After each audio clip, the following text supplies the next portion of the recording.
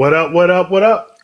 Welcome to the Delay of Game Season 3, Episode 19, the wild card episode. This is the average man's perspective on football. I'm your co-host, Marcus. Joining me on the panel tonight is Herman. Say what up, Herman. Hey. Next up, we got Mark. Say what up, Mark. Good evening. And next up, we got Brian. Say what up, Brian. Thanks for joining us. Brian gets no applause. Oh, dang. I get all. Let's see. Before we get started, I wanted to encourage everyone to like, share, and subscribe, especially if you're watching on YouTube. You can also catch us on Facebook in our Facebook group, The Live Game. We're also on Twitter at The Live Game 3. Yeah. 3. And you can also catch us on Instagram at the official Delay of Game. So this past week, we wrapped up the wild card weekend. We had some pretty good games. I think it turned out pretty much as everybody expected. Go ahead and kick us off, Herman. I don't know about that. Yeah. Yeah, pretty well did. All right. Welcome, everybody. Thanks for joining us tonight. We're going to hit y'all with the news like we always start with. A lot of moving parts, a lot of things going on, so we won't cover everything, but we are going to hit a few things. On the COVID note, the Browns had to actually I always forget that he's going to do that. The Browns had to play their first playoff game in 20-some-odd years without their head coach and a couple of other coaches. And also one of their Pro Bowl guard also. Didn't matter. But it didn't matter as we all saw. We'll talk about that game a little later. Sorry, Mark. Stefanski will be back for the divisional round game against the Chiefs, and they're going to most likely need it. It's going to be a big challenge for them. In some other football news, the Cowboys fired their defensive coordinator, Mike Nolan. Get out of here. Yeah, right. And their D-line coach, Jim. Get out of here. Yeah, I think we all know that was definitely coming, and it was well deserved.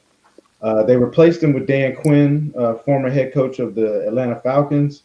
You might be a head scratcher for you, but you got to remember Dan Quinn did help to build the Legion of Boom in Seattle, so he was correct behind that defense. So and it'll be a system that the players in Dallas are similar to seeing because they did have one of Dan Quinn's disciples there previously with Chris Richard. So we'll see how that goes. Seattle fired their offensive coordinator, Brian Schottenheimer, after their playoff loss. Denied. Seems like he might have wound up being the scapegoat on that one. They have a lot. Who said that? They have a lot. They have a lot of other problems besides just the offensive coordinator. But hey, we'll see what goes with that. Should have fired the O-line coach too. Yeah, probably should have. And then we all know that earlier, right after the season, the Broncos' former GM, John Elway, fired himself and then hired himself as the vice president of player personnel or operations. And then he hired George Patton, who was formerly with the Vikings. So the Broncos have a new GM, and then we're going to see how that goes. So that's pretty much the news that we're going to discuss for the last week.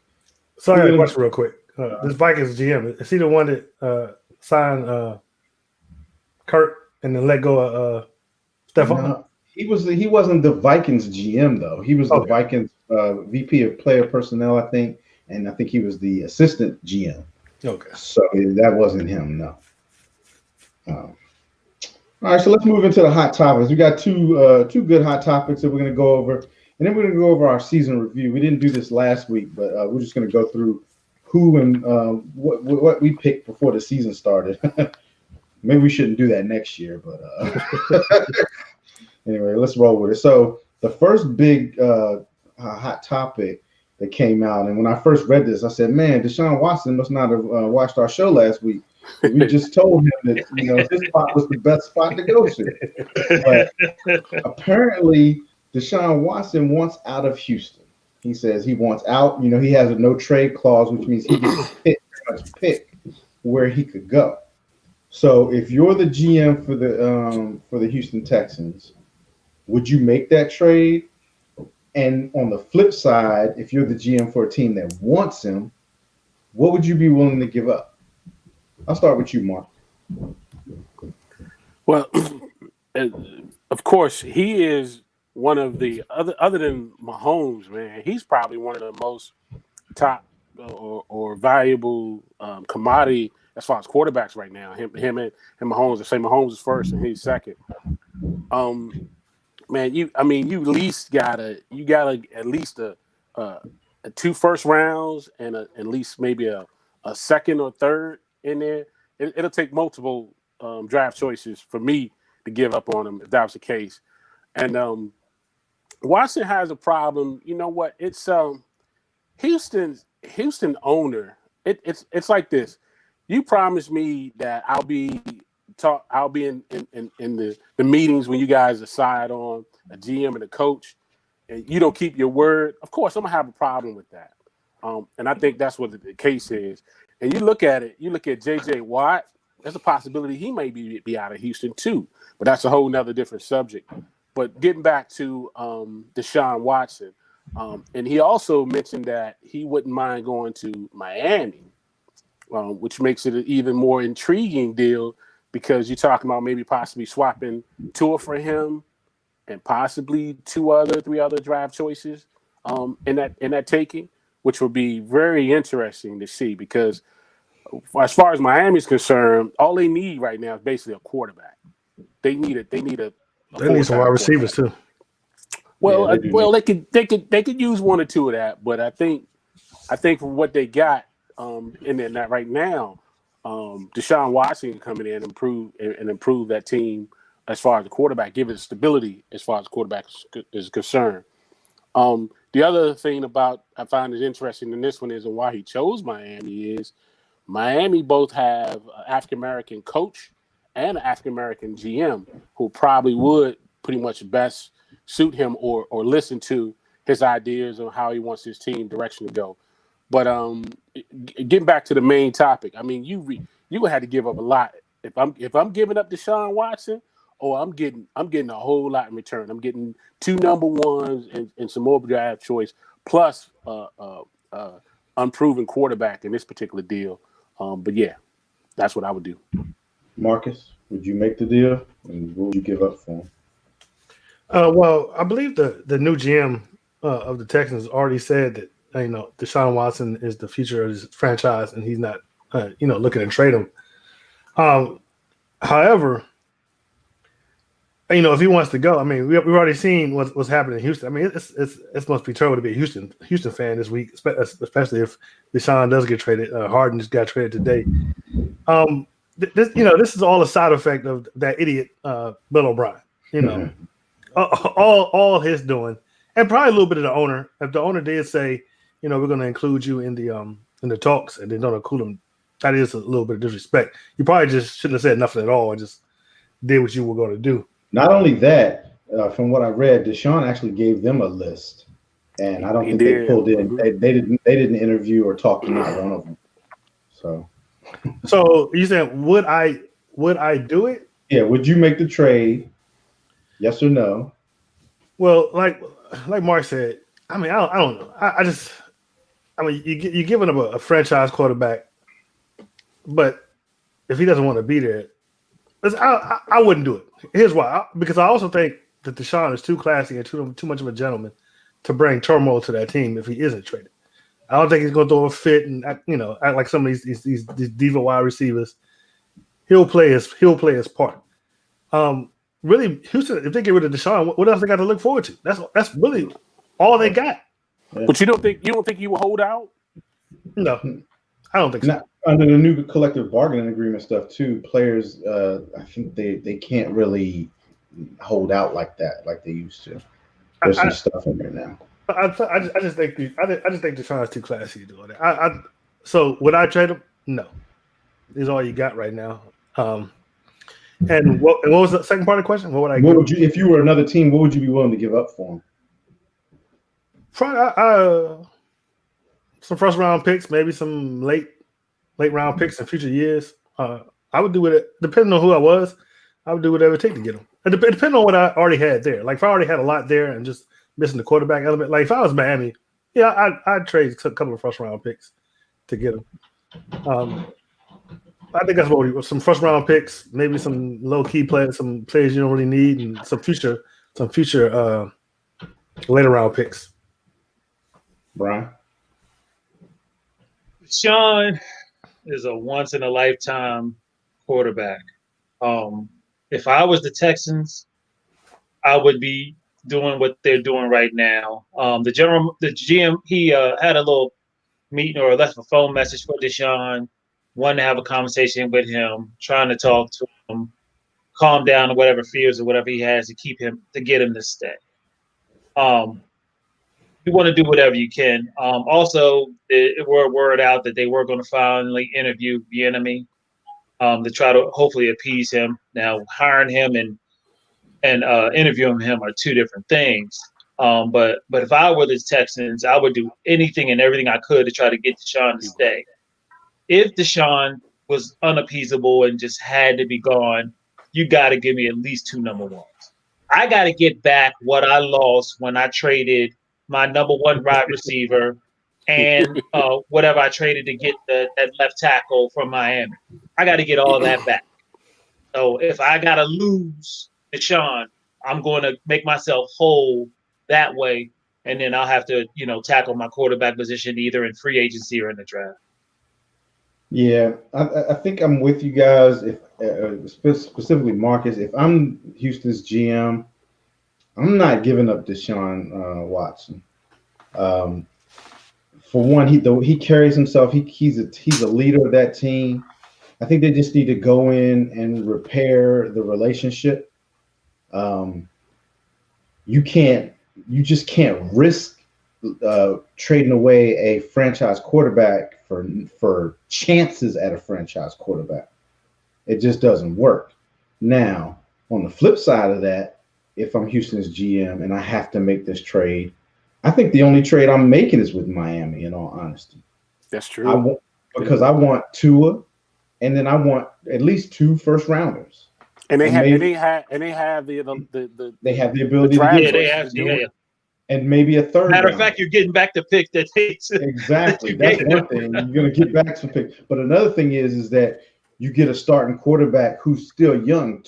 You might even be willing to take Tua, 1 other first rounder, maybe 2/3 or something, because Tua technically he's a first rounder, and he's not a worn out, used up first rounder either. He's early in his career. So, but I wouldn't make the deal unless I completely had to. And then you're going to give me a lot for him. I agree. Point blank, period. Like, you're going to be without draft picks for a minute. You're going to give up almost like that. What the Nets just gave up for Harden earlier tonight. So, but just think about it. If they did make the trade within a year's time, they gave up what DeShaun Watson and DeAndre Hopkins. Yeah, that would be unless you're going to do what I guess that would be similar to what Jerry Jones did when he went and got when he did Herschel. I mean, that was a running back. And it is also too. JJ Watt is not happy down there either. He's possibly. JJ's starting to get towards the end of his career. I think they're going to move on from JJ either way. That's a possibility anyway. Yeah, he's But he's a leader in your locker room. He is a leader. That's true. All right, so let's move on to the next the next hot topic. I don't know if this was really a surprise move, kind of a surprise, maybe not. I was surprised. Really? I was surprised. But there was rumblings about it. But the Eagles was always fired, right. Well, the Eagles fired Doug Pederson. You guys think this was a good move? I'll go first with this one. I have to say, yeah, I think it was a good move. And the reason I say this is because their record after the Super Bowl hasn't been good. Secondly, he alienated, and I'm looking for my owner. Let's say if I'm an owner, he alienated my franchise quarterback that I just paid a whole bunch of money to, sat this dude down. Then he brought in, he what was he? Jalen Hurts was a second rounder? Yes. Started the second rounder, gave the team a good spark, and then the last game of the season, you decide to quit and play the third stringer. Like, what are you doing to my team at this point? And then I started to hear rumors too that Pederson wanted out of Philly because he felt like he wasn't allowed to do what he wanted to do. So it seems to me like maybe Pederson kind of sabotaged himself on purpose, possibly to get out. But I think it was the right move. I think after the whole last game of the week debacle, that was going to be a difficult situation in that locker room because I don't think he communicated what he was doing with to his players. And you might as well make the move now and get it out the way than to wait too long and you have another losing season. So I think it was a good move. I agree with it. Brian? From a personal perspective, I'm very happy that he's gone. From an Eagles perspective, I think they rushed it to Judge.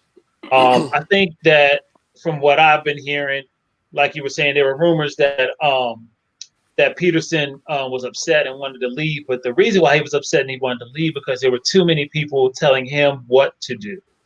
There was too many cooks in his kitchen. They weren't letting him coach his team, do the things he needed to do to be as successful as he could be. Now, maybe his head got too big. He won that Super Bowl. He wrote a book. He got a statue. I mean, maybe he thought he was the greatest thing since sliced bread. So maybe his head is a little too big. Maybe he needs to get knocked down a notch and remember that, you're a head coach, but, it was kind of a lucky Super Bowl, to get, Carson to do so well and then have to have Nick Foles to play, 3 or 4 games out of his mind, but you have not achieved that type of success after this, But did they made the playoffs, once more since the Super Bowl? Maybe twice. Twice. They made it 3 times out of his 5 seasons. Yeah, right. One of those was a Super Bowl season, right? You made it twice because they lost in the divisional round and then they lost in the wild card. Mm-hmm. Yeah. So they made it twice. So I mean, the Eagles were always a thorn in my side, and I always thought that they came up with a good game plan against us. So I credited him for that, but I don't know. It just seems like now you got an even bigger mess in Philadelphia. Not only do you have one quarterback you don't know what you're going to do with, another quarterback that you didn't get to see all of, and now you're bringing in another whole offense with a new head coach in there. So it just, from what I heard, they were talking to what's that popular college coach, Marcus? Lincoln Riley. Yeah, Lincoln Riley. Thank you. I was going to say Teddy Riley, but I didn't know what I did. So, which would probably be like the best because apparently he was with Jalen Hurts in college. So, Don't you think that, in my opinion, I feel like the relationship with Hurts, with Wentz is instantly repaired at this point because Doug Pederson is the one who sat him down, not ownership. They were trying. And I'm curious about that too because it just seems so retarded that they would give the quarterback that much money and that much position, then let the coach decide this. But that last game, that just reeks of upper personnel getting involved in that game, making him bench. Hurts, I don't know. It just seems I can't see no coach coaching like that for a draft pick. That seems more like an upper management. But the draft pick it benefits him too. So I can't. I guess with that, but again, we were talking about that. What that 6 and that 9 is it really that big a difference? Is it really? Yeah, I guess to them. Me personally, if I'm a head coach, I'm trying to leave the season on a positive note, on a winning note. So next season we can just build on that. That thing was a debacle. I don't know what they were trying to do. That's why you get rid of him and you move on, I think. Marcus, what you think? I'm gonna be honest with you. I really don't know. I don't know if it was a mistake or not. But I do want to bring something up. So a couple weeks ago we talked about Anthony Lynn. Was it a mistake firing him? Let's go over Doug Peterson's record. Well, you can't because Doug Peterson's a Super Bowl, so he just. Well, what was that? 7-9, 13-3, Super Bowl, 9-7, 9-7. Yeah, once you throw Super Bowl in there, you trumping everything. Plus 9-7, 9-7. Those were playoff. And he was 4-2 in the playoffs. He was a 4-2. And he won divisions too. Those were divisions, but when they were in the playoffs, they won a division. So, how many playoffs Lynn been in? I'm just saying if you if you confused by how Anthony Lynn got fired, you should be really confused by how Doug Peterson got fired. I mean, no, because that's just it. That's why they fired him, because he totally had turned the team to turmoil. So they didn't even look at his record. It was like, we got to get camaraderie and unity back within this organization. I mean, you fired one man this 1 year Super Bowl, your only Super Bowl. I don't know. It's I just don't know. I probably wouldn't have fired him. We probably would have had a long discussion. I think they did. But here's the thing. They did have a discussion. The ownership must really be pro Carson Wentz, because I think so. Yeah, because that's the only reason let him go. Yeah, I think that might have been one of the main reasons. You want to salvage your relationship. Me personally, I think Carson Wentz is kind of soft, very soft, and I don't know how you want that to be the leader of your team. But I agree with you on that. But also, the person who has the most pressure on his team is whoever that number 6 pick is. That's true. You know what I'm saying? He better be well worth. Hey, look, Darian, I'm gonna need for you to not to be flip flopping. Okay, we can go run the tape back. On the show, you said the 6 and the 9 wasn't that big a deal. Now you're saying it's significant. I need for you to make up your mind. Okay, Mark, what you think? Hey, after listening to Jeffrey Luries' press conference, his calling this, he said he wanted to do what was best for the Eagles for the next 4 to 5 years. I'm not sure if this was the right move yet. I don't know. You won a Super Bowl in within the last 3 years ago, and he got fired. I think that I personally think, this is just me, Lurie had somebody else in mind that he already want to put in this spot. They had grumblings, they had smoke coming all season long about Doug Pederson, and so forth. When they sit down and had that talk, I don't think Lurie liked some of the stuff that Doug Pederson was saying to him, and he decided to make that move. Let me ask you this. He didn't answer the questions he wanted Lurie to answer for him. Go ahead. What you gonna say? Let me ask you this. You own the Eagles, right? You let your head coach run the team the way he wants to run it. That's the thing. Does he? Yes, he does. Obviously, he does, because if he didn't, he would have never let Doug Pederson sit down Wentz. So he takes the franchise quarterback that you just paid $100 million to, okay, and he sits this dude down for a second-round draft pick. But you know what? Wait, we got to go back though. We got to go back. Carson was struggling, but wait. If Carson is your dude, why are you drafting another quarterback in the second round? I'm answering for him in a second. Go ahead. He's letting him run the team. He let him draft a quarterback. But a quarterback. But what I'm saying is that you said that Lurie said that he did what was best for the team for the next 4 to 5 years. That's what he says. Yeah. That is exactly what he had to do, because he is attached to Carson Wentz. Lurie is for the next 4 to 5 years. He had to get Doug Pederson out of there because Doug Pederson completely spoiled the relationship he had with the franchise quarterback. As an owner, he threw the team into turmoil. Because what are you going to do next year if Doug Pederson stays and you have Jalen Hurts and you have Carson Wentz? They're going to compete. And what am I going to do if a $100 million quarterback doesn't win the starting job? What do I do with it? Yeah, and answer real quick, just to answer your question about that is, he does it because he knows he might be on the way out of the door. That's why he does. That's why he pull that trick. That's why he does it. Mm. Yes. Hey, Marcus, let me finish this other. What you saying? Was he just being petty though? Is that what you're saying? Yes, he knew. Yeah, he knew he was on the way out the door. One other thing. Here's another thing you think about, y'all. If Pederson sits at home, they owe him for 2 more years. It would benefit Lurie to get rid of him now, where he can get a job quickly with somebody else, and he'd be off the hook for paying him for the next 2 years because he have a job. That's not how that works. That's not how that works. No, that's not how it works. Players think the coaches you get that whole salary. Yeah, you pay him regardless. I think it's a loophole out of this whole thing. But but here's another question too. Going to next year, do you really want this job with Wentz and Hurts, 2 totally different quarterbacks and styles that they play? You want this job as a coach? If I take this job, if I interview for this job and I take this job, I'm going into this job with Wentz as my quarterback. I think that's what Lurie wants to hear from his coach. Hey, That's look, what he want to hear. if I take this job, I'm going in there and I'm doing it like the Saints head coach do. I have Wentz in there and I'm setting up a package for Hurts, and he's going. And there you go. That's all you had to do. It's working in Philly, and I mean in New Orleans, and you have a veteran quarterback who could complain about it and doesn't. So Carson Wentz can't say nothing if I put packages together like that. He's And you know what, Brian? And he's going to play. And you know what, Brian? You hit on something else too earlier when you said it. It's a possibility Doug Pederson's head got too big, and Lurie didn't like what was coming out of his mouth when they had the conversation. That's a strong possibility.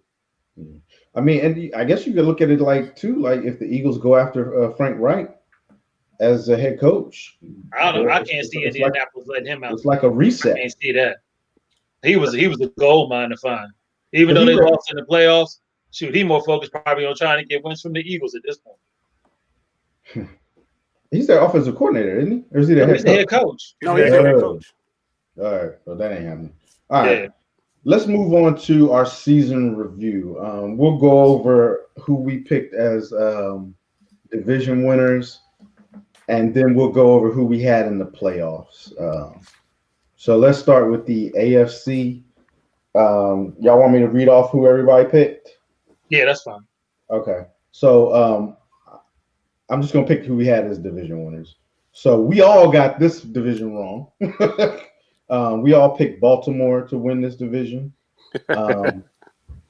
Funny because Marcus, and myself, we all had Pittsburgh coming in second in this division, and Brian had Cleveland coming in second in the division. So we were a little off with this division. This division, I think, Cleveland did come in second. They did. That's true. They did. So Brian got that part right. All right. So the AFC South.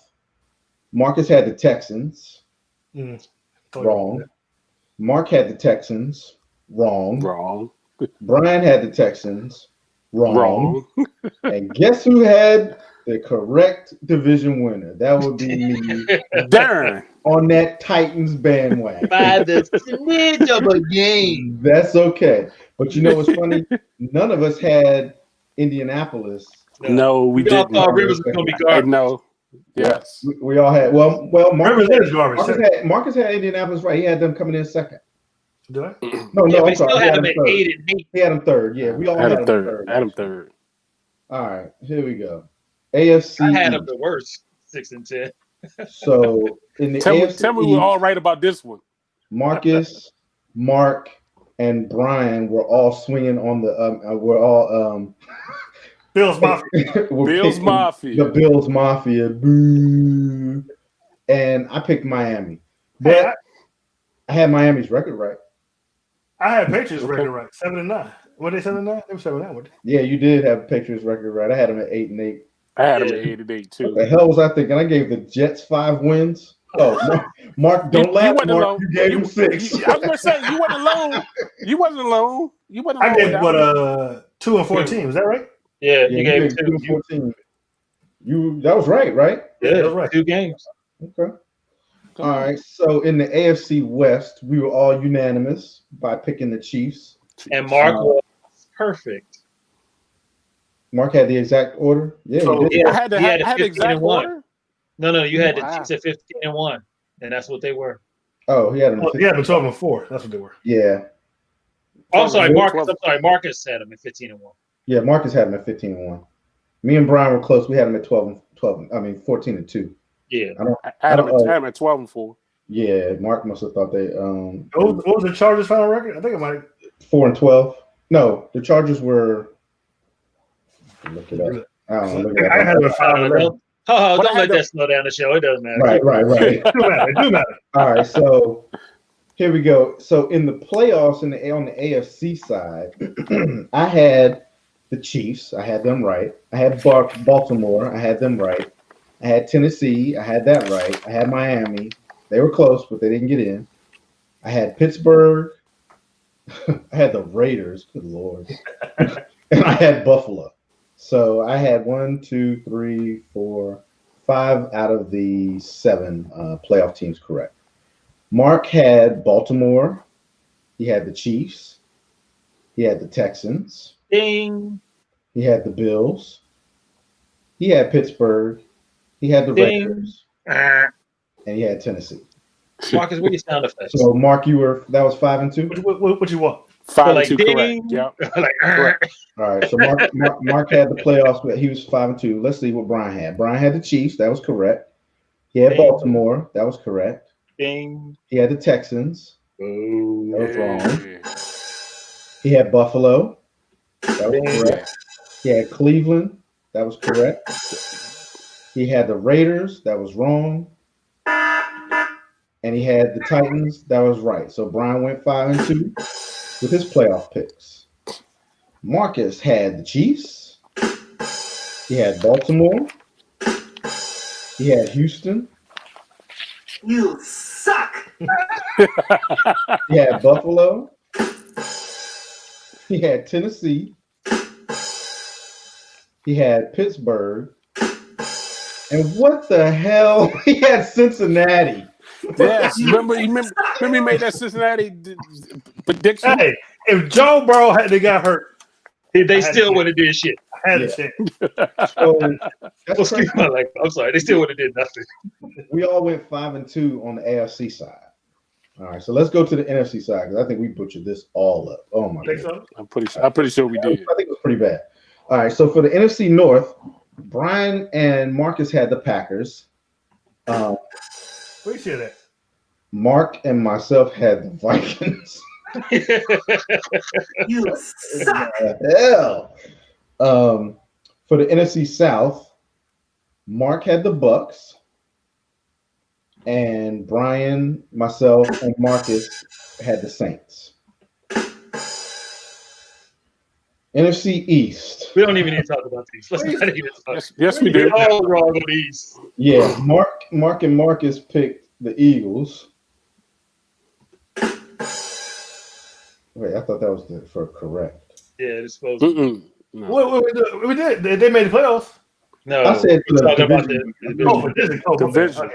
and the Eagles did not make the playoffs. So. Right. And Oh, that's right. Disney. My bad. myself and Brian, we had the Cowboys. Moving on to You suck. the NFC West, we were all wrong because we were all picked the 49ers. You suck. Who knew half the team was gonna get hurt? Yeah, nobody knew that one. All right, so for the playoffs, this is who we had. Mark had the 49ers. Mm-hmm. You suck. Mark had the Bucks. Mark had the Vikings. You suck. Mark had the Eagles. You suck. Mark had the Saints. Oh my God. Oh, wait, that was Yeah, right. that's wrong. Yeah. Mark had the Seahawks. And Mark had the Cardinals. Oh my God. So you were 3 for 3 and 4? All right, 1, Yeah, 3 and 4. 3 and 4. We don't All have right. 49ers. Jesus Christ. So Marcus had the 49ers. Oh my God. Marcus had the Saints. Marcus had the Packers. Marcus had the Eagles. Oh my God. Marcus had Seattle. Marcus had the Cowboys. Oh my God. And Marcus had the Bucks. Marcus was 4 and 3. Brian had the 49ers, Oh my God. the Saints, Cowboys, Packers, No, that's probably, oh my God. Oh, whatever. Oh my God. Right. Packers, Rams, Seahawks, and the Bucks. Yeah, I get 2 for the Rams. So 1, 2, 3, 4. He was 4. He was 4. 5 and 2. 5. 5 and 2. 5 and 2. Okay. 5 and 2. Okay. So I had the Saints, 49ers, Oh my God. Vikings, Oh my God. Cowboys, Oh my God. Seahawks, Packers, and the Bucks. So I was 4 and 3. 4 and 3. guess we didn't butcher it as bad as I thought. That wasn't too bad. Okay. Do y'all want to go through who we had in the NFC Championship game? Well, I think Yes. Or do we We wait still till have- next? Oh Jesus! no, we wait. Herman. We still got a couple games, so that could Yeah. be possible. We still got games, So- so you can hold off on that one. So we'll hold off on that. We'll go over Yeah. that one next week. Yes. All Now, right, hey, so- one thing you did guys didn't mention when we did the crazy predictions. Who said that a certain quarterback was going to be in there and make the playoffs with a team? Nobody. I forgot what my crazy prediction was. Me I don't too. even know what my Me bold too. prediction I was. forgot. Come on, man. Alex Smith. I don't remember nobody saying that. But he I think didn't I play. remember you saying that. He didn't play. He got me Alex though. Smith was going to come in there and lead the Washington team to the playoffs, and he did it. Whatever. Can we move on He to That's- didn't. Go back and watch the show. You'll see it. He We didn't need, play. we need to write that down because I have no idea what my crazy prediction was. Heineke took him to the playoffs. right? No, I think he. No. Heineke played in the last game against the Alex Eagles. Smith came in with a bum leg and actually Yeah. got that team into the playoffs. Yeah. And then Heineke played the playoff game. He played Yeah. Heineke played the playoff game. I don't know why. I mean, that's like saying that Carson Wentz won the Super Bowl. All right, so He let's got get him into He got him there. let's get into last week's games. Okay. All right, so we had we'll start the first game off, which was the first game of the playoffs. We had the Indianapolis Colts traveling to the Buffalo Bills. It was Mafia. The Bills pulled this one out 27-24. Why are you laughing? Hey. It What do you mean he pulled it out? was a good game. They only won by 3 It points. wasn't a game. pulled They it didn't out. pull it out. They had to come from behind. They pulled out the game. Did they win? Yeah, they won by 3 points. So, like I said, Josh Allen and his Bills pulled the game out and won 24-27. Phillip Rivers was 27 for 46, 309 yards, 2 touchdowns. Leading rusher was Jonathan Taylor, 21 receptions, 78 yards, 1 touchdown. And Michael Pittman was the leading receiver, 5 receptions, 90 yards, and no touchdowns. On the flip side, the Bills, Josh Allen was a pedestrian, 26 for 35, Pedestrian. For 324 yards. 324 yards, 2 touchdowns, 2 sacks. And he had 11 carries. Josh Allen was actually the leading rusher, 11 carries, 54 yards, 1 touchdown. Stephon Diggs does what he does. If it wasn't for him, the Bills would not be where they are right now. 6 receptions, 128 yards, 1 touchdown. He averaged 21 yards a catch. That's crazy. All right, let's get into this one. I'll start this one off because I don't feel like really talking about the Bills very much anyway. You're a hater. I picked the Bills. I mean, the only reason I picked them is because they were at home. I got this one correct. Josh Allen, he's doing his thing. I hate on Josh Allen every week. He's just my person to pick on. But he's leading that team. He really is. It was a good game, but once again, and I have to mention it, I'm not gonna curse. These coaches that refuse to kick field goals. I swear, Analytics, man. Analytics. they're looking at the wrong analytics. They're losing these. Yeah, they're losing these games because of these stupid decisions they're making with these analytics. But anyway, Colts did it again, down in the red zone. And yeah, that's right. I only read the sacks when it's Josh Allen. Got a problem with that. Down in the red zone, another coach decided not to kick the field goal. I just, I don't. It's whatever at this point. But I picked the Bills. I mean, I picked the Bills. Give me credit for that. I did pick them, and I got it right. You picked them because you ain't want to wear that hat. Hey, the Colts almost won that game. The Colts Don't get that twisted. But now y'all can go ahead and have your little love fest with Josh Allen. Marcus, since you love him so much, why don't you start? Well, of course, I did pick NFL MVP candidate Josh Allen and the Buffalo Bills. It was it was actually a very close game. The Colts could have won this game. They had way more rushing yards than the Bills did. The Bills are a pretty good team. They got a good defense. They just need another quarterback. that might be a good place for DeShaun Watson to go. You say the Bills are a good team. I'm sorry. You need a quarterback. Yeah, I'm like, Colts. I meant the Colts. The Colts are a good team. You just need a quarterback. But I figured the Bills were going to pull this out. They've been hot. They went into the playoffs hot, which is very important. Which we saw this weekend, how important it is going to the playoffs hot. Ever. Mark. Yeah,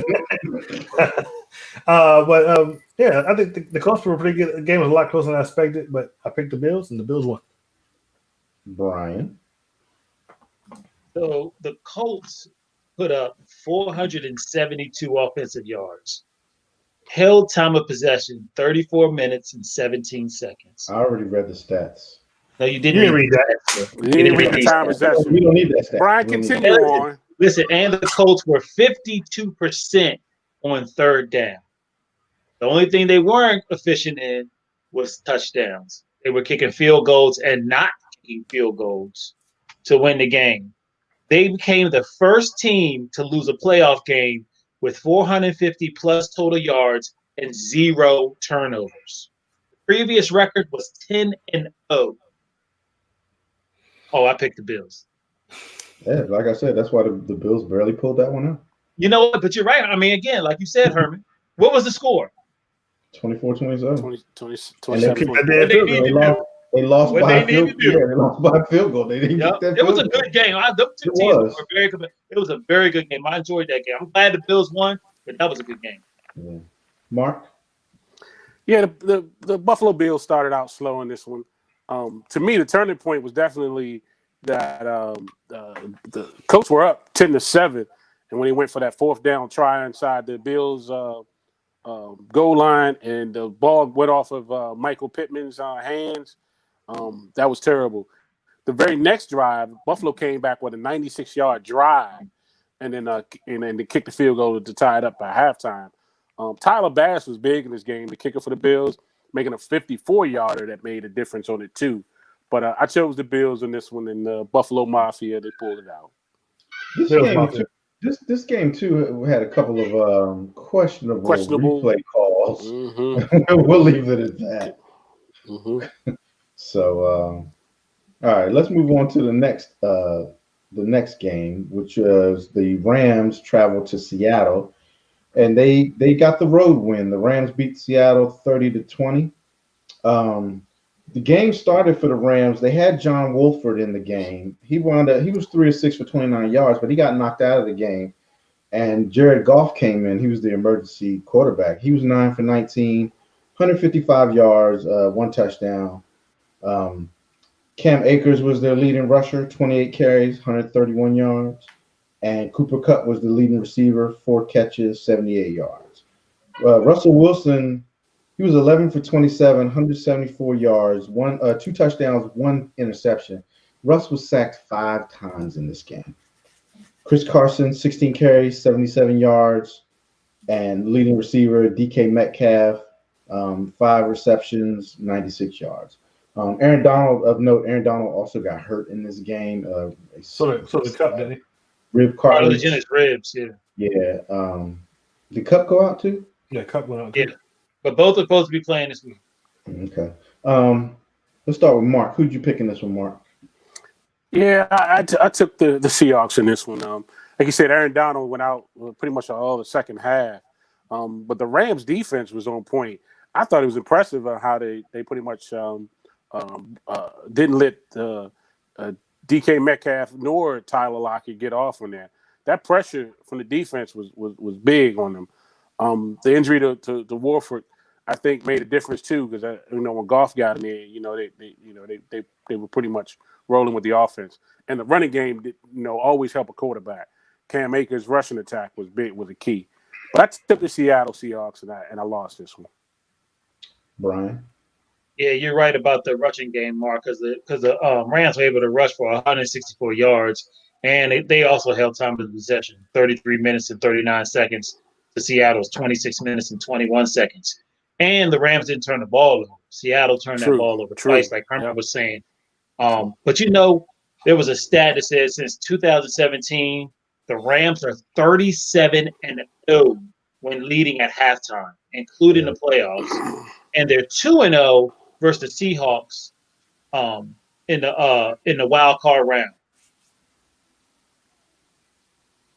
I'm sorry. I keep forgetting to tell y'all who I picked. I picked the Bucs. I mean, I picked the Seahawks. I picked this one wrong. Marcus. I scrolled too fast. my God! So I picked the Seahawks, but I think that was more of an emotional pick. I think the writing was on the wall. The Seahawks offense hasn't been looking that stellar last couple of weeks, and they just fired the offensive coordinator, so that shows you I was right. And anybody who's watching can tell you that. I think, like Mark said, it was just the defense. Aaron Donald was just having his way that day, and it's also the run game by the Rams. I mean, Cam Akers is doing his thing, and there's a lot of work needs to be done in the Seahawks in offseason. Number one, you got to get offensive line. You got this That's at true. this point. That's true. At this point, it's not making any sense. When Andrew Luck retired, they blamed the Colts management for never getting him any protection. Same is going to happen to Russ. You got to give him some protection. I mean, and for them to start off the season the way they did, he was an early MVP candidate. They were looking great, and it just went downhill from there. I don't know how many years you got to see him be running for. Every year we say, "Oh, Russ is running for his life." Mm-hmm. Get the man offensive line, and you got to do something. I picked the Seahawks. Like I said, that was an emotional pick. Yeah, I picked the Seahawks too. It was mainly because Jared Goff wasn't supposed to play. And then Wolford gets hurt, and then Goff has to come in. I think that if Goff doesn't come in, that might have been a little bit different game, maybe. But like you said, the Rams defense was definitely on it, and Russ was running for his life. I mean, he was sacked 5 times. They got a lot of work to do, and they started. I guess the scapegoat was the offensive coordinator because they did fire him just recently this week. So they got a lot of building to do. But yeah, I picked Seattle, and I got that one wrong also. All right, so moving on. Next game we're going to talk about. We'll wait for Marcus. Oh, I was waiting. Kiss him out. Spin it, baby. Spin it. Thanks. The Tampa Bay Buccaneers with the GOAT traveled to Washington, D.C., or traveled to Maryland to take on the WTF team. WFT, stop disrespecting my team. The WTF team. The GOAT was 22 for 40, 381 yards, 2 touchdowns. He was sacked 3 times. Leonard Fournette rushed 19 carries, 93 yards, 1 touchdown. And the leading receiver was Mike Evans, 6 receptions, 119 yards. And for the WTF team, Taylor Heineke, whatever you say it, started and played for the banged up Alex Smith. He was 26 for 44, 306 yards, 1 touchdown, 1 interception, 2 sacks. Heineken was also the leading rusher, 6 carries, 46 yards, 1 touchdown.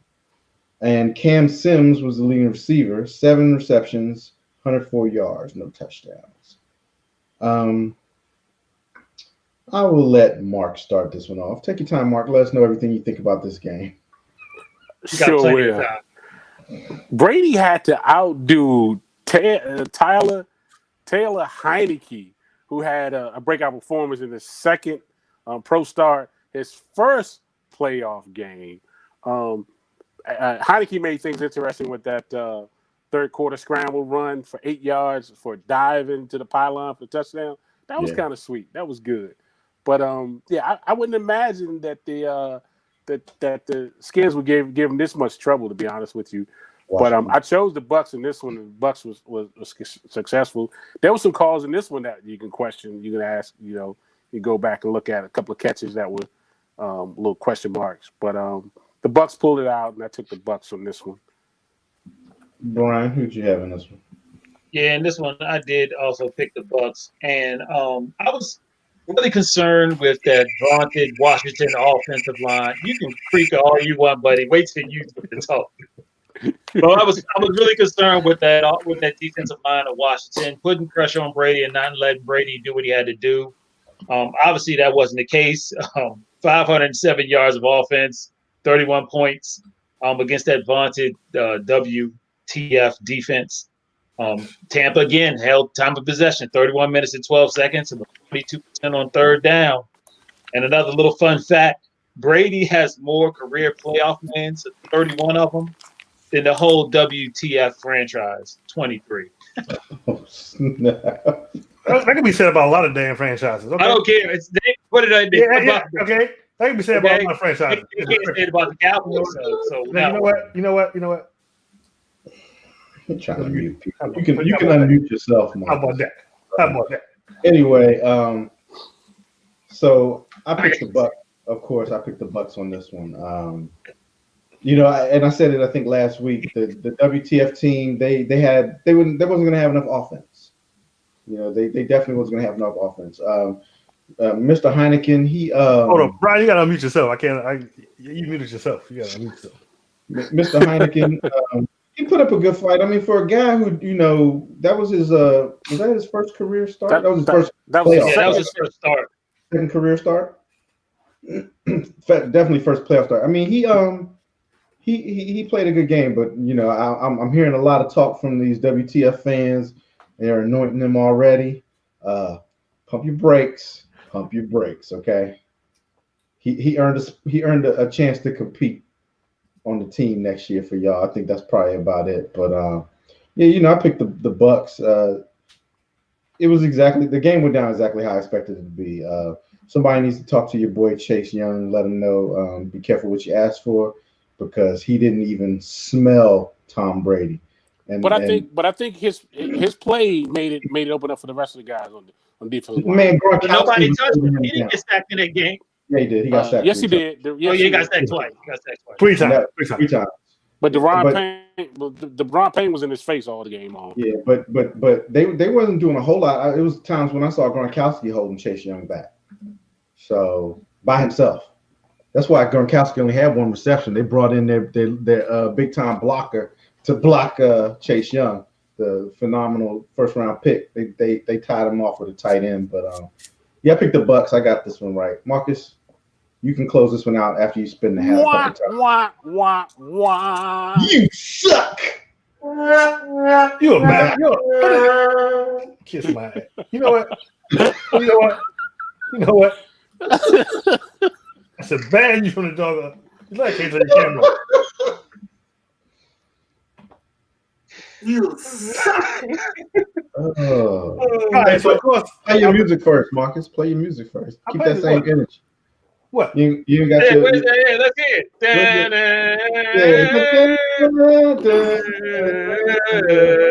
What is he about the bear? Whatever. Yeah. The worst team ever. Whatever. I know, right?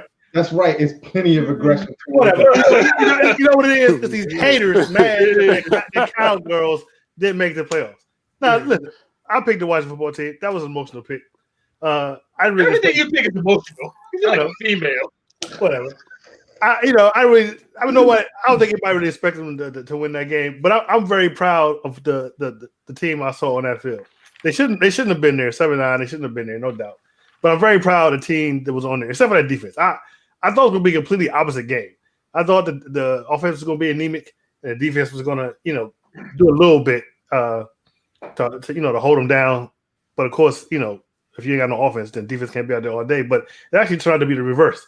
The offense kept us in the game, and the defense basically just. I'm not gonna say they let Tom Brady do what they want to do because that's Tom Brady, and I think it showed that all that doubt we had about the Bucs at the beginning of the season, they finally got their groove back. They're in a zone. We saw the Tom Brady that's been with the Patriots all these years and basically just picked the defense apart, which was a highly ranked defense and one of the top defensive lines in the league, and it really didn't matter. He basically passing, doing pretty much whatever he wanted to do is what you expect from Tom Brady. Is why they brought him Tampa Bay. But like I said, I'm proud of the team. It was a much better game than I thought it was going to be. There was a chance. It was a slim chance. But there was a chance of maybe a defense could have, stop somebody. Nah. But as far as Heineke, he definitely earned this. He definitely earned this a spot to compete next season. You said he should be a starter during the game. Well, he was definitely the best. He was the second best quarterback on that field. There were only two, so Well, no, there's the backups. There's a Tom Brady has some backups. they didn't play. But I'm saying he was the second best quarterback on that field, and he definitely deserved the chance to come in here and compete for the job. And depending on who they pick up, maybe you should even What start. do you mean pick up? Y'all still got that dude Kelly. He just got hurt. He didn't get kicked off the team. What dude? Kyle Allen. Kyle Allen. I'm sorry, Kyle Allen. Nobody wants Kyle. Only person who wanted Kyle Allen was Your head coach. Head coach. Your head coach. Rivera. I haven't seen Kyle Allen play anywhere near as good as He got hurt. He didn't play. He played last year in Carolina. I didn't see any games like that. They were competitive last year. They said Blaine Gabbert is better than Heineke. You crazy? Blaine Gabbert done nothing. That's Tom's backup. Blaine Gabbert been to a championship game, AFC championship. That was No, I'm sorry. No, he wasn't. No, he wasn't. I'm lying. That was he did make it. It wasn't Blaine Gabbert. I'm thinking of the other dude. In Jacksonville, right? That was Blaine Gabbert. No, but he didn't. He wasn't the one. All right. Let's knows what I'm talking about. Let's move on. Spin your hat a couple more times. I ain't spinning that. Take it Spin the damn hat. No. We're gonna stay on this game then, I guess. So let's talk more about this Heineken guy. Should the Redskins let Heineke pitch it? Have they found their future quarterback? Yeah. All right. So let's move on to the next game. The Baltimore Ravens at the Tennessee Titans. Ravens went on the road to the Titans and they beat them 20-13. Lamar Jackson was 17 for 24, 179 yards passing and 1 interception. Lamar was sacked 5 times in this game. But Lamar was also the leading rusher for the Ravens, 16 carries, 136 yards, and 1 touchdown. Leading receiver was Marquise Brown, 7 receptions, 109 yards, no touchdowns. For the Titans, Tannehill was 18 for 26, 166 yards, 1 touchdown, 1 interception, and he was sacked 1 time. Derrick Henry was shut down. I think that was the big factor in this game. 18 carries for 40 yards. He was a non-factor. And A.J. Brown, 6 receptions for 83 yards and 1 touchdown. Let's start with Brian. Who'd you have in this one? Yeah, this one I picked wrong. I did go with the Titans on this one. And Herman, you're right. That's the biggest factor in this game was Henry. Everybody was all week. We saw, Lamar's this and Lamar's doing that. And Lamar is. But when you shut down a 2,000-yard running back in the playoffs and only let them get 40 yards, which was the fewest rushing yards on more than 15 carries in his career, including the playoffs, you got to give that Ravens defense a round of applause. The Ravens are 6-0 in the wild card games, and that's the most such wins without a loss in the NFL. So, that was a good full team win. They ran the ball well. Lamar was dynamic, but that defense shutting him down was nobody saw that. Yeah, I was wrong with you, Brian. I picked Tennessee on this one. I expected to see especially a lot more out of Derrick Henry. It was good, though, to see Lamar get that monkey off his back that he couldn't win the big game. But I'm going to stand by this every time I see Lamar play. I just don't like what Baltimore's doing with Lamar Jackson. I don't see him having a long career because he's going to take too much punishment with this running. I'd rather see him pass more and use his legs as a threat. He'll be even more of a threat if you expected him to pass more, or if you had to worry about him passing more. Even though he's a big threat running, we're gonna see what happens this week because he might have to play in the snow, and he's never played in the snow before. But I just want to see more development. I want to see them call the games more towards his arm. Let him scramble and run when he needs to. I want to see him have a long career. I don't want to see him looking like Cam in a few years. You know what I mean? Not really developed, got beat up from all the hits. Lamar was sacked 5 times in this game. That's a lot of punishment. And Lamar is nowhere near the size of Cam Newton. he doesn't have that body mass to keep taking these types of hits. But I picked the Tennessee Titans, and I got it wrong. I have been on that Titans bandwagon all year. So Y'all see Ben? You see Ben? Derrick Henry, who? Yeah. Mark. All right, Ben. Yeah, Lamar Jackson got his first playoff win from Baltimore. The Titans took the lead 10-0, and the Ravens wasn't rattled. They wasn't rattled by it. Baltimore also held the Titans to its fewest points all season long. They did that also. And in this game, man, there was two plays in here that kind of stuck out with me. That pass interference, offensive interference call on Willie Snead, that wasn't an offensive pass interference. It's never been called all season long on a wide receiver like that, and I didn't get that one. The second one was Marcus Peters' interception, and he went out to the middle field and he started taunting, stepping on their logo for the Titans. I thought that showed a little bit disrespect, and that's not class. No. But it's not better. class. You do better. You don't go down. You don't go down. It's just a play. It's just a playoff. Okay, Michelle Obama. Okay. Hey, it's just a playoff game. You still got more to play. Yeah. Show some class. Show class. Yeah. And then of course the defense made the difference. But them shutting down Derrick Henry, it made all the difference for him. So I chose Baltimore, the Ravens in this one, and they were successful in it. Marcus. I chose Baltimore as well. Like Herman said, it was glad to see Lamar get that monkey off his back. And to be honest with you, I was worried when the Titans went up 10-0. I was like, oh, here we go again. We were talking about it in the chat. Yeah, I was like, here we go again. But they overcame. They finally have maybe some good coaching. I kind of agree a little bit with what Herman said about Lamar throwing the ball more, but at this point, this is not the time to do it. Not in the playoffs. Oh no, yeah. You lead the dance with who bought you, and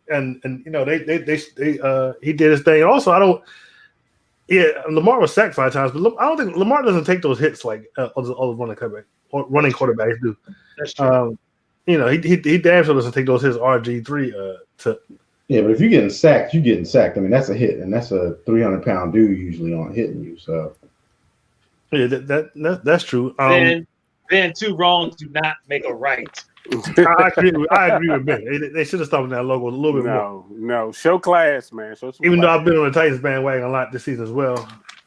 You may forget the hell I was going to say. You're talking about Lamar and passing. Oh no, like Mark said, that'll help you think better. No, and like Mark said, the defense really won in that game. Shutting down Derrick Henry like that was the key to winning that game. That wasn't so much Lamar in the offense as that was the defense. Defense should take full credit for that game. They held them to the fewest points all season long. That's that defense. And Henry had his lowest rushing stats for the year. Yeah. Ever. Yeah. So that was the key, and I think that's what I was most impressed with was how the defense were able to, it looked like the Baltimore Ravens defense were old. If they can keep doing that the rest of the playoffs, they're gonna go very far. I picked the Ravens, and Ravens won. All right, let's get into the next one. The Chicago Bears went on the road to. We got too much time on this. Yeah. Chicago Bears went on the road. You know what the question on this one is? Did you watch it on Nickelodeon or did you watch it on Cartoon Network? Chicago lost to the Saints 21-9. Trash Bisky was 19 for 29, 199 yards, 1 touchdown. David Montgomery was the leading rusher, 12 carries for 31 yards. Leading receiver was Allen Robinson, 6 receptions for 55 yards. Drew Brees was 28 for 39, 265 yards, 2 touchdowns. Alvin Kamara was the leading rusher, 23 rushes, 99 yards, 1 touchdown. Dante Harris was leading receiver, 7 receptions, 83 yards. I'll start first. I picked the Saints. You're crazy if you didn't, and I got this right. Marcus? I also picked the Saints. You'd be crazy if you didn't pick the Saints. It's Sean Payton, Drew Brees, Michael Thomas was back, Alvin Kamara. Come on, man. It's the Bears. Much like the Washington football team, they really deserve to be there. So, the only reason they got this because they added another playoff team this year. So obviously, I picked the Saints, and the Saints won. Mark? Yeah, I took the Saints on this one also. But what I was scratching my head on, man, was a couple of calls in this game, and the Saints kept Chicago in the game too long. They kept them around too long. That David Montgomery catch that looked like it could have been a fumble. They got returned back for a touchdown. Was that a catch or not a catch? Is the question. And then the other one was right before that.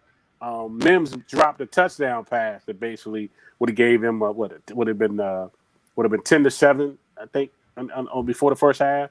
So I just thought New Orleans kept them around a little bit too longer than what they should have. They should have been put this game away a long time ago.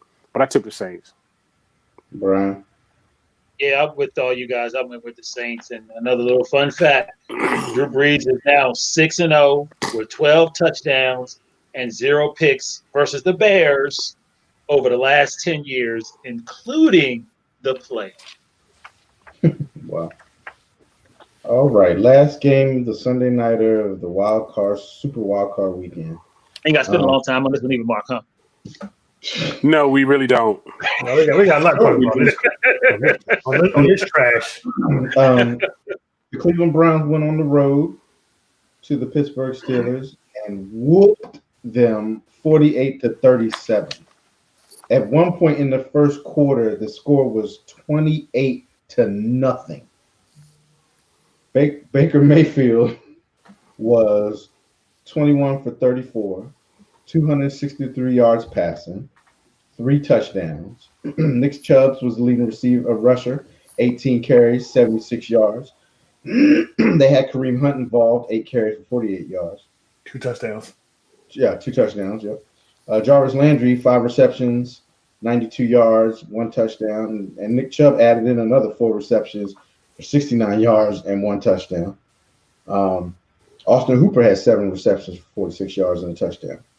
On the flip side, Ben Roethlisberger threw the ball 68 times. 68 times. He was 47 for 68. Ben Roethlisberger doesn't even have an arm right now. Okay, he threw that joint out. 501 passing yards, 4 touchdowns, and 4 picks. And the 4 picks is really what did him in. Not to mention the turnover at the beginning of the game. Yeah. James Conner was 11 carries, 37 yards, and 1 touchdown. And Juju Smith-Schuster, 157 yards receiving on 13 receptions, and Deontay Johnson, 11 receptions, 117 yards. This was just like Brian said from the get-go, the beginning of this game. You had 2 Steelers that went after that fumble, and they both missed that ball. I stood there and looked at that joint. He reminded me of Cam in the Super Bowl. Only thing he didn't do was jump away from it. That's the only thing he did. So are we saying Ben is one of the 2 to win after the fumble? Because that would be a lot. Yeah, you're right. Yeah, that's true. They had one player beside the ball. Right. 2 people in the general vicinity of the ball. Yeah. But I'll let Marcus start this one off. Who'd you pick on this one, Marcus? I did pick the Steelers. I don't know why. It was because of the names, Steelers and the Browns. But I look back at last week's show, and I totally argued against them winning. It was a mistake letting not starting Ben that last game and letting the Browns into the playoffs. The Browns were they were hot. They were on a streak, and I've been saying the whole time you should be hot going to playoffs, and that's what they were. And I think at the time, the Steelers only had lost 3 of the last 4, and there was nothing about the Steelers play that said we need to be starting. We need to be resting starters. They were going in there with on the downside, not on a hot streak, on a very cold streak, and it just made no sense at all for them not to. I mean, that's just the biggest. I got to go back to one of the biggest mistakes ever in letting the Browns into the damn playoffs, because it just was a bad move. And I said this Sunday, he's definitely safe, and I'm definitely pro Mike Tomlin. But any other coach, that would have got them fired. The way that game started, that would have got them fired. There was just no excuse for that at all. 28 points in the first quarter, and that was I know that was a playoff record. Was that a NFL record? Probably not. Probably not. But it was definitely a playoff record. It's just there's I no think reason they I put should up- have picked it. I think they put up similar numbers against the Cowboys. There was no reason I should have picked the Steelers. I picked it because of the names involved, because it's the Browns and Steelers. Congratulations to the Browns, but that game was a shit show. Not Mark. Brian. All right, first, number one, Marcus, this is a family show. Whatever. Number two, I was dumb like you, and I was thinking like Ben said, Juju needs to learn to keep his mouth sealed, But I was kind of on Juju's tip. The Browns are the Browns. I was telling y'all on the show, man, this is not going to be a game. Steelers going to walk all over them. Mark's going to be nervous for nothing. And then all HE double hockey sticks broke loose. It was just a debacle. But I mean, Pittsburgh had to put up 553 offensive yards. Like Herman said, you cannot have Roethlisberger throw the ball 68 times unless you're down 28-0 in the first quarter. Right. And then Roethlisberger is the first NFL player to throw 4 picks and 4 touchdowns in the playoff game. So congratulations, Ben. You're in the record books. I hope you're happy with that one. You keep that one. And the Steelers' 48-game sack streak was snapped Sunday. They did not touch. Right. So I mean, I'm not, I don't like Mayfield, so I kind of wasn't happy to see this, But they'll get their just desserts against the Bills next week. But man, Mark, I fell for you. We was checking with Mark on the chat, make sure he was okay. He wouldn't respond. I was about to go by the house and knock on the door. I told you what I was doing. I told you. And at least it was an early. It wasn't long, drawn out torture. It was over fast. But it was long and drawn. It was the last game of the weekend. I know what Mark is saying. I know what he's saying. You knew you lost in the beginning, but that's not. I don't think that very early in the game. And actually, because there was like some stat. I guess one time Pittsburgh was down to Cleveland like this, and when Cowher was coaching, and they came back and won that game. Yeah, they actually played that game on NFL Network. Yep. Saturday. That game Kelly Holcomb, and what's his name was the quarterback? Tim Couch.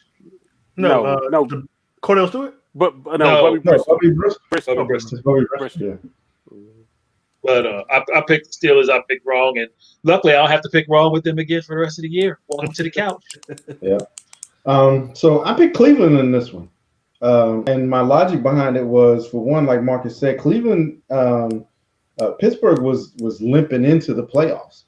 They went, they started off 11-0, and then they went cold. And we've seen this happen to teams before. And this is exactly what happens. They get bounced in the first round. This was a classic example of Pittsburgh was the big bully on the playground, and Cleveland walked onto the playground, punched them right in the mouth. And Pittsburgh went crying home to their mom. It was like watching A Christmas Story. When Gotham beat up the Bulls. It was crazy, man. And the thing is that I'm gonna tell you, Mark, what a big problem is in Pittsburgh. It seems to me, from outside, y'all have no leadership in your locker room. Your players are running their mouths. Players are dancing on logos. They're worried about everything but being in the playbook and playing the game. And same thing. The same thing when Harrison and Antonio Brown was there too. Same stuff. Did you hear what Claypool came out and said? Yeah. Well, they're gonna lose next week. Yeah. Dude, shut up. Don't matter. Dude, you lost, but y'all got a lot. It's gonna be an interesting offseason. You gotta get a running game. Hey, before we let Mark talk, just real quick, Roethlisberger comes back next year or no? Yes. I say yeah, because he don't know his ego is not gonna let him lose. I say no. Y'all saw him on the sideline crying, right? Yeah. Brian, I do not know, because they're gonna make a decision on that one. I do not know. I don't know. So before Mark go, have y'all seen that meme? They show a dude looking out the mirror at 2 other people, and Ben is the one looking out the mirror, and he's looking at Le'Veon Antonio Brown was like, No. it's like two former Steelers in the playoffs. Still in the You got to playoffs. put that one in the chat.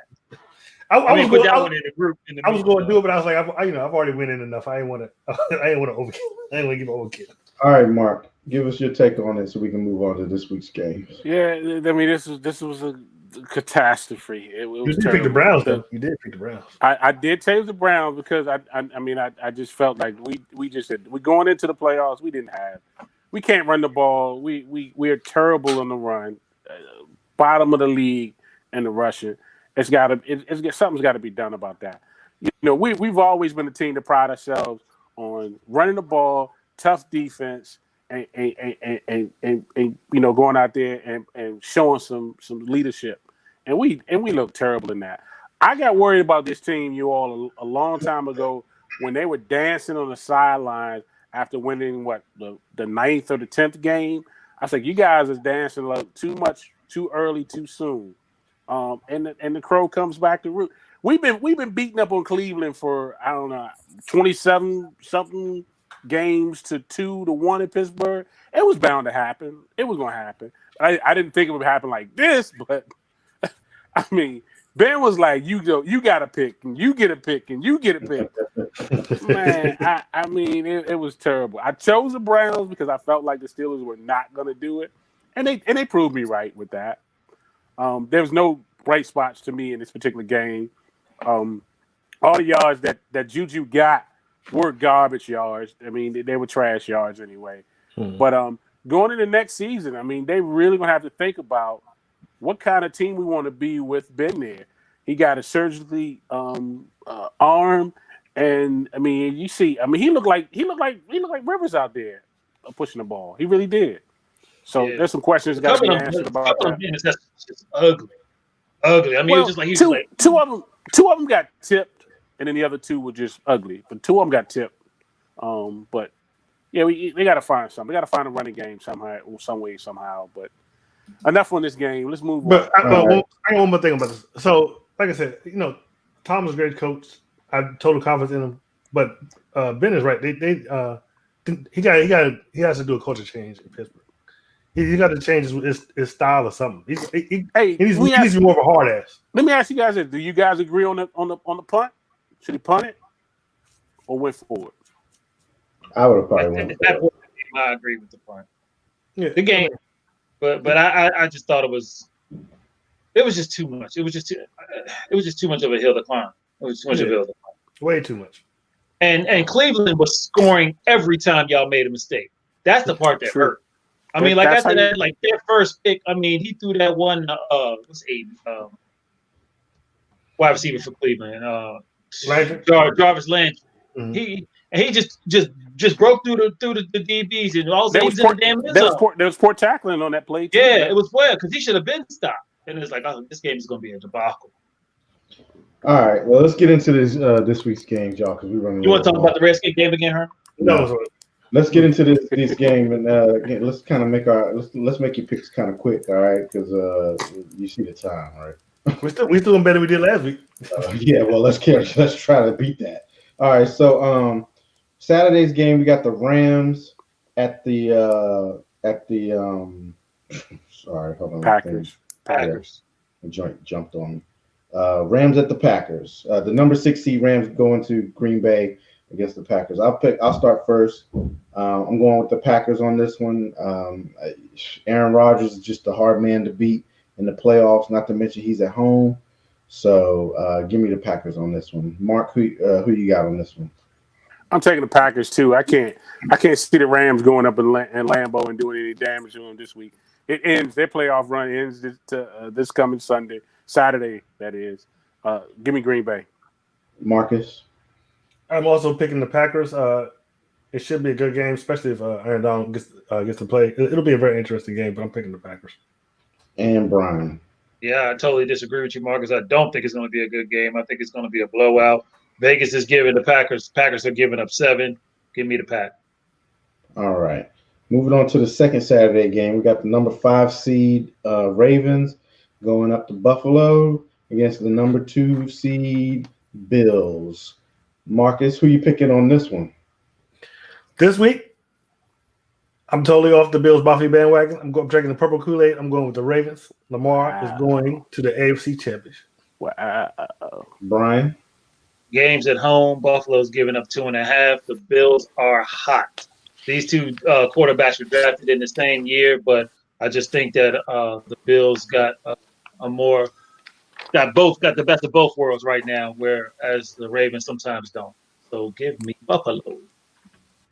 Mark. You suck. This was tough. This was You tough all to Bills Mafia now. You want to jump off the bandwagon, but I suck. me. Where against the Ravens, like the Bills Mafia. Purple Kool-Aid, sir. Purple Kool-Aid. Mark. This was tough for me because although I think Bills are good, but I also have the Ravens going further in the playoffs. So it's almost like I have to stick with the Ravens for this one because of my picks. If it don't snow, I think the Ravens got them. If it don't snow, I'm taking the Ravens. It doesn't even matter. They're a running team. It doesn't matter. I'm taking the Ravens. You gotta get. You remember what was a game earlier where Lamar was that the Monday night game against Cleveland where he kept having bad footing. He kept like falling and stuff, and they kept talking about his feet throughout the game. Yeah. I think that was the Cleveland game. Well, I'm going with the Bills. I'm with Brian on this one. I feel like the Bills are just You suck. little more well-rounded team. Bills are definitely hot, and that snow concerns you because usually when you get a chance to snow in Buffalo, it snows. So, it's going to be interesting. I think it's going to be a good game, but I'm going with the Bills on this one. So we split on that one. All right. Sunday's game, we got the Browns, number 6 Browns, traveling to Kansas City to take on the number 1 seed Chiefs. I'll pick first on this one. As much as I've enjoyed watching the Browns play this year, I think the Cinderella comes to an end, and the Chiefs will win this one. So I'm going with the Chiefs. Marcus, who you got? I really think this has a chance to be a repeat of the Steelers game. Like I said, the Browns are very hot right now. They went in the playoffs hot, and the Chiefs are really – I mean, they've been winning, but they really limped in. They haven't looked that good these past couple of weeks. How do you limp in at 15-1? They limped in. They were winning one possession games. They weren't looking that good. They also did what the Steelers did. They rested Mahomes that last game. I hate to say it, but I'm going with the Chiefs. You must be out your damn mind. I think I'm picking the Browns. Mark. Yeah, I think the buck stops here with the Browns. I'm taking the Chiefs, man. Chiefs. And Brian. Vegas likes the Chiefs. The Browns era ends. For once, one of the Steelers wide receivers was correct. So. All right. Last game of the weekend, we got the number 5 seed Bucks playing the number 2 seed Saints for the third time this year. The Saints have swept them so far. Brian, who you got in this one? Man, this one is tough, and I was a little nervous. Vegas is making the Saints give up 4.5. The Saints dominated the Bucks the last 2 times, but the Bucks are a totally different team. But I'm gonna stick with Drew Brees and the Saints. Mark. Yeah, I mean, I think I got the Bucks going a little bit further on this one, but I think it ends here now. I think I'm taking the Saints on this one. Marcus. This one is probably the hardest one for me to pick.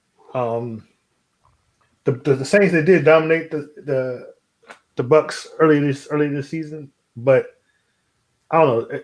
Like I said, the way the Bucks played against the Washington football team, it seems like Brady he's in that zone. It's hard for me to bet against Brady. I'm gonna take the Bucks. I'll say this is Drew Brees' last game. He retires. You taking the Bucks? You might want to change what you typed. Then. I did. Okay. I already did. Yeah, this one's a hard one. The only thing about the Bucks is I haven't seen them put 2 games like that back to back. So, Marcus, Hold up, they just did it, Herman. Yeah, their last 4 games. Their last 4 games in the regular season were fine. They were lights out. I'm still not buying it. I'm lone wolfing this. You're lone wolfing it, Marcus. I'm going with the Saints. Ow. Good. Let me hear it.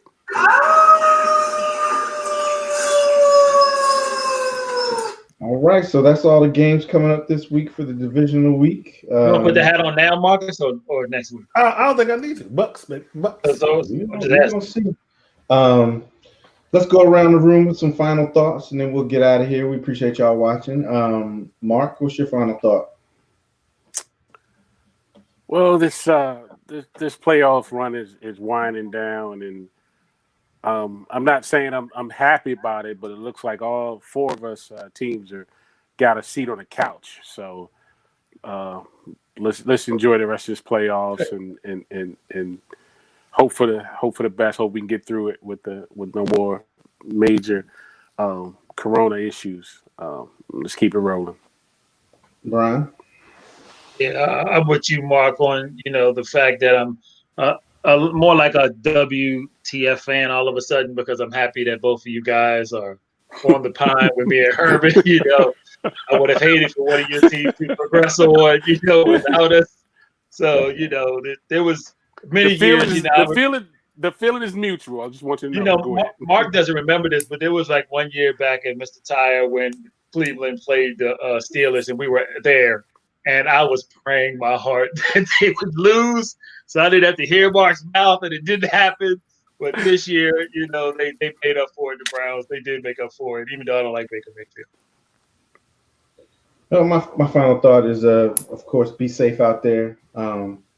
It's nice to see playoff football because we really didn't even think we would have this at the beginning of the year. Right. So Marcus shouldn't even be able to watch it. You shouldn't be. We really didn't know, but They should have canceled the season. My final thoughts, like I said, is glad to see playoff football, and analytics is stupid. Yes, amen. Kick a damn field goal. Right, Marcus, give us your final thought and take us out. So I got two. First of all, I know you don't watch the show, but Lincoln Riley, don't let them talk your ass and leave in Oklahoma. You got it made there. Stay there. Live life wonderful. Ain't nothing for you over here in the NFL. Actually, accept it. And then my other final thought is interesting fact for the AFC in the playoffs this weekend. There's not one quarterback that's over 25 playing. So we see the young guys doing their thing. We can't say the same thing about the NFC. We got a bunch of old guys. Right. 3 out of the 4 is hold up. 3 out of the 4 are Hall of Famers. True. That is true, though. Yeah, that is true. That is. Wait, Jared Goff not a Hall of Famer? No. Hell No. Hell no. Use my language. Remember this family show? Yeah, I know. He made me curse on that one. I ain't want to curse. I made me curse. But we'll see you next week. Hold up. He said it only takes a pandemic for Washington to make them playoffs. Who said that? And the sorry rest of the division. That's what it is.